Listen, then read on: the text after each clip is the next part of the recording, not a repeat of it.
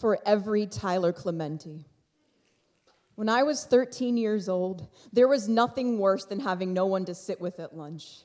The entire cafeteria became one silent, unblinking eye, x-raying down to the gentlest trembling of chin. Fear, unrolling snakebite down the hallway of my veins. When I tried to sit down, Kara moved her bag to the empty seat and stared straight ahead while the other girls laughed. Acid sparks crackling in the backs of their throats. A toast to the flood of relief that it wasn't them this time. When I think back, all I can tell myself is thank God we didn't have Facebook then.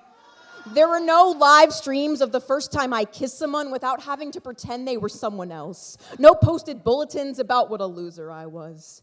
15 years later, I still cringe to think of what that would have felt like to a middle school me. My thin bones scrubbed to translucent so that any outside opinions bled through and settled there in that hot tangle of prism as if they always lived there.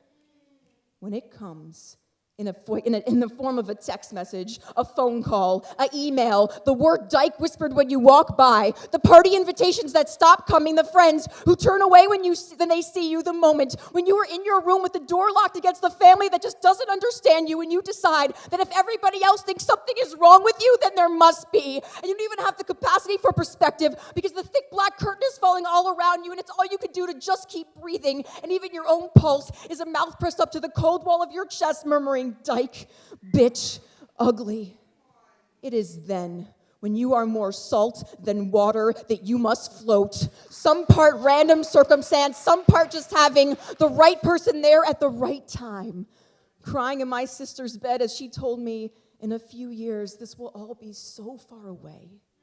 And I wish someone had been there for Tyler, for those who weren't so lucky to tell them that all of these faces twisted into hatred are so full of disgust for themselves, and we are so much cooler than all of those douchebags, and there are worse things. There are worse things than being hated by them, like being hated by yourself. And in the end, it is just you and you and you, so you had better learn to be the best you can be to yourself, because nobody else can define what beautiful means to you.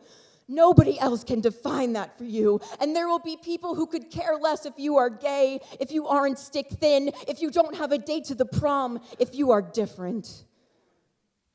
I don't have it in me to write to the bullies.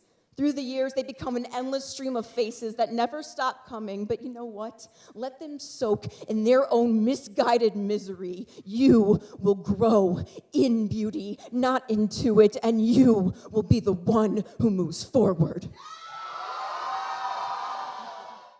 Love